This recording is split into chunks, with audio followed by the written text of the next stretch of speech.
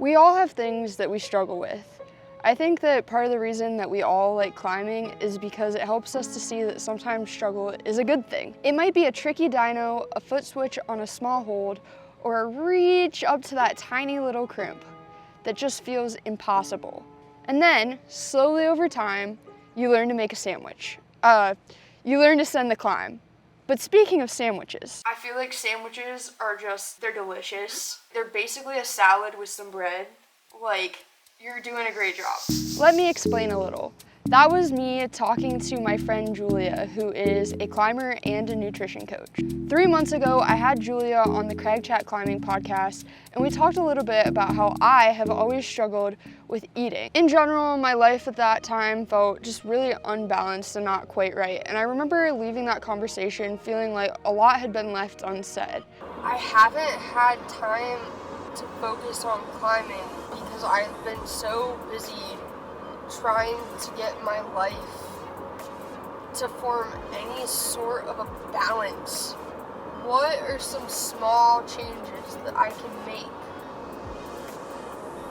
that will make a big difference in my life and my climbing? I remember it tugged at my brain and it screamed at me like, there's beta here, you need to ask for it. And so a month after the podcast was recorded, I typed a message to Julia asking if she could help me with my diet. And then that little voice in my head said, you don't need help. You can do this on your own. I deleted the message. But then another voice came into my head and said, you have been trying to do this on your own for 27 years of your life. And it hasn't been working. It's a good thing to ask for help when you need it. I retyped the message and I hit send. Julia, of course, responded back enthusiastically, and we set up a time for an initial meeting. The plan was to meet for an hour-long call each week for a month, and then after that month, we would see how I was feeling. I have my next call with Julia on May 16th. It's what she calls an intake day. It's an hour-long call, and she's going to learn just all about what I put in my body. During the intake session, Julia asked me some questions to get a little bit better understanding of my relationship with food. Good, how are you? What by the end of the month would be your ideal scenario? With our time working together, what are you really hoping to achieve? I would just like to be able to have options that I can take that are better than what I'm doing now. Especially with the traveling thing, it's just been really hard. I feel like I just like eat out of convenience rather than like on any sort of plan. And then also just more energy for climbing, like because by the time I get to the gym, I'm like dragging. What are some things that you've tried in the past, and where have you struggled most, or what do you find to be the most challenging? At least in the past, I've been like a very all or nothing person. Tracking everything like super detailed. Like I literally just cut calories. Now what I'd like to do is get a better feel for what your day-to-day is like in terms of nutrition and physical activity, as well as just your work-life balance. The rest of the session was primarily focused on me walking Julia through what I typically eat in a day. And I honestly found it really difficult to actually remember what I eat on a regular basis. There were some foods that I ate pretty consistently, like eggs, sandwiches. My favorite place to eat in the world is Jimmy John's. But overall, I had realized that in general, I just wasn't focusing on what I was eating. The big takeaway from week 1 was that my timing with eating was all over the place as well. And so that was going to be the first week's primary focus. With this, we'll kind of walk through how nutrition can impact your climbing and overall physical activity. We'll look through what challenges that you're facing and how we can optimize your nutrition for your physical and mental goals.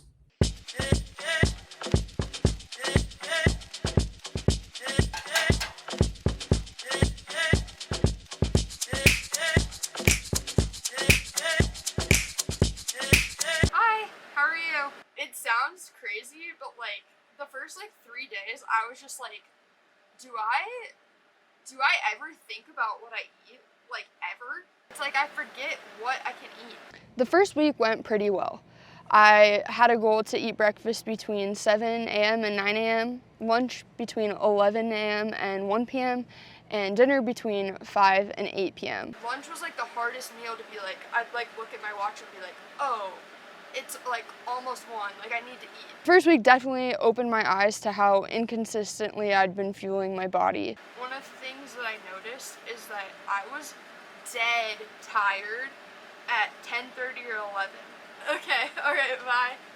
After the second week's call, the goal was to add some variety into my breakfast by adding in cereal with some fruit and nuts and oat milk, as well as adding in some vegetables as an afternoon snack. I hadn't really been eating a lot of vegetables, and this was like a main thing that I wanted to try and focus on. Julia also helped me make a grocery list of all the items that I needed to support eating this diet, which feels really obvious and simple, but it's something that I hadn't actually ever taken the time to do, and then it made my trips to the grocery store like way easier to actually have a list. My personality is very spontaneous and go with the flow, and I realized that doesn't translate really well into going to the grocery store and getting very specific items for what you're trying to do. So having a grocery list was a no-brainer, but also very helpful. On the second call, we also talked a little bit about my upcoming climbing trip to the New River Gorge, and we planned a little bit about how I could prepare food ahead of time to go on that trip. Breakfast, lunch, dinner, snacks, and snacks. Another thing we talked about is that the first week I'd really tried to stick to the exact plan and not give myself any sort of leniency as far as what I was eating, because I wanted to make a good initial start at this. But there'd been opportunities throughout the week where I could have gotten cookies with my friends, or I could have gotten an ice cream cone. And I wanted to ask Julia a little bit about how, in future weeks, I could incorporate those types of foods into my diet without just completely binge eating and going off the rails like I had in the past. And she had some really helpful advice for that. One thing to always think about when incorporating more of a food group, or planning your day or individual meals or meal timing, it's going to be so individualized. So what works for you might not work for someone else. What works for someone else might not work for you. But for you, what I want you to do is these fun foods that you tend to limit yourself from. So maybe they're sweets, maybe they're, a heavier pasta dish or your favorite pizza. Maybe something that you don't want to allow yourself to have every day because it doesn't feel maybe right to have every day. And you want to make sure you're incorporating more nutrient-dense foods. I want you to make sure that you're eating these fun foods, at least a serving of them, or about a serving of them, 3 times per week. The reason for that is we want to make sure that you're still incorporating them in your diet. Because if we don't allow ourselves those foods and don't eat those servings a couple times per week, then we're going to crave them more. And when you crave them more and you limit your allowance, you could say, that can lead to things like binge eating and restricting. I wanted to make sure that the foods that I was eating wasn't just a diet for the sake of dieting, but something sustainable that I could keep doing throughout my life. And so I thought that to ask that question right away was really important. And her answer was really helpful to me. I just got home from 9 hours of driving for work today. That's not an exaggeration. I drove 9 hours for work today.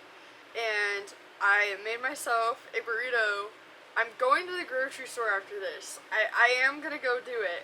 And we need chicken, so the only substitute for chicken that I had was, once again, the Dino chicken nuggets. It's chicken. Is it chicken? Probably not. But listen, we got a vegetable. We got a carb. We got protein, more vegetables. Listen, it's checking the boxes for today. Now, I know some of you might look at this dinner and think, wow, her standards are pretty low.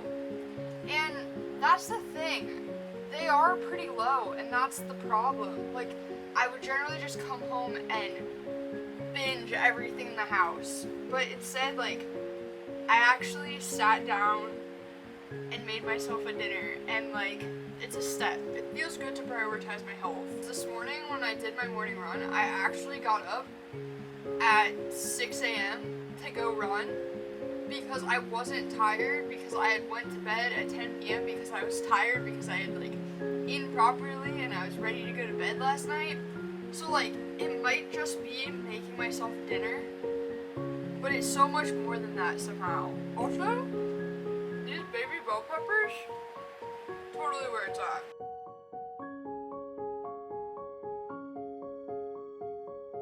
So the past 2 days I've been at the New River Gorge and it was incredible. I had like just the best trip.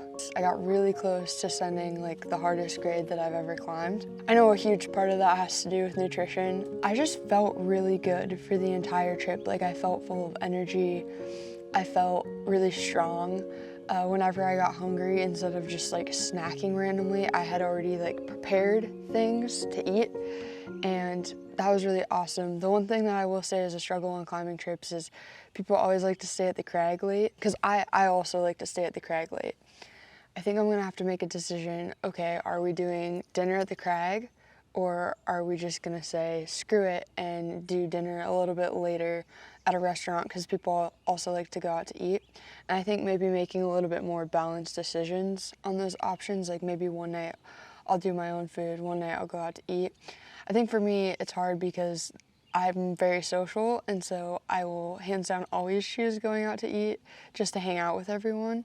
But there's nothing saying that I can't eat dinner and then also go to the restaurant and just order like a drink or something. I did have to move my meeting from Tuesday to Friday this week, so things will be a little bit off just because I was at the New, which Julia was super accommodating on that, so that's awesome. For the third week's call, we focused on food on the go.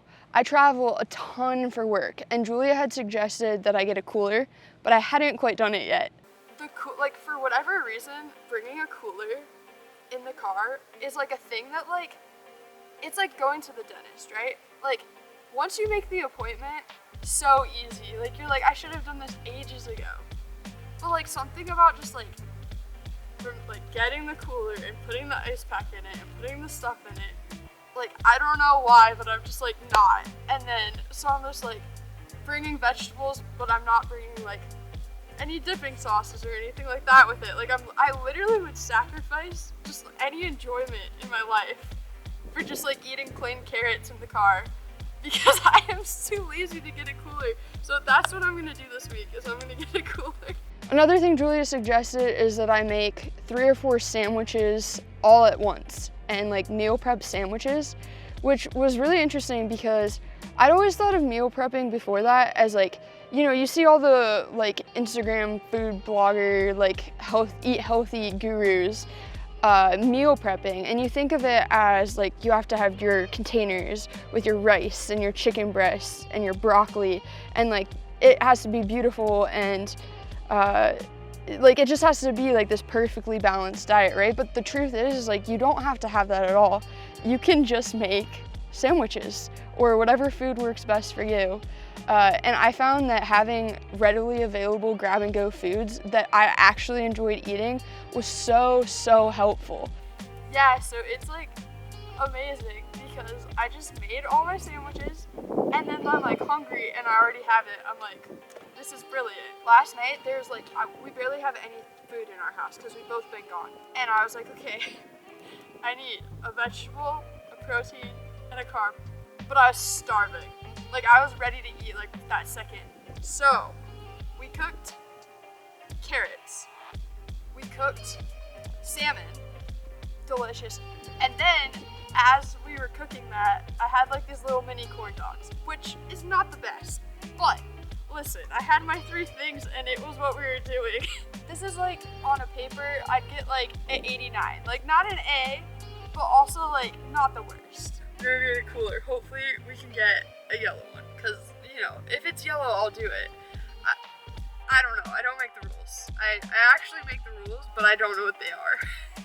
We're also gonna get some dips for veggies because I've been eating plain vegetables in the car because I'm too lazy. I'm gonna stop being lazy and I'm gonna start enjoying my life and get some dips for my vegetables.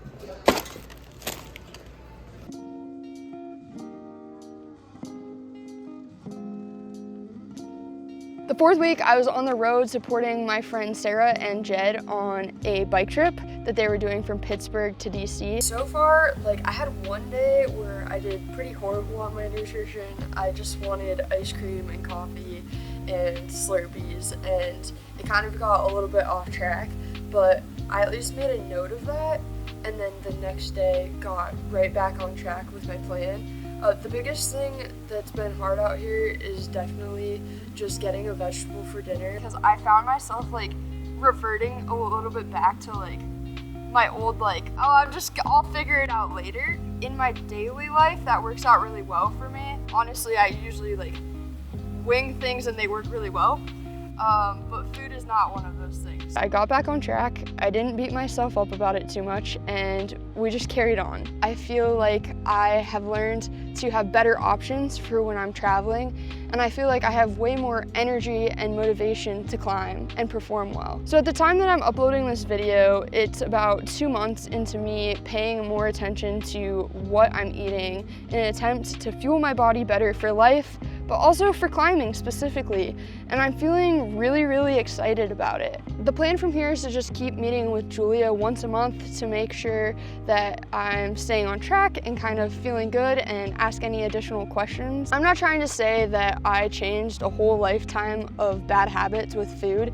in 1 month, but I did make an effort to start. And I think that's the thing, right? Is you're not always going to feel 100% good on every single day about what you ate or how you look or the way that your body's performing. That doesn't mean that you just give up.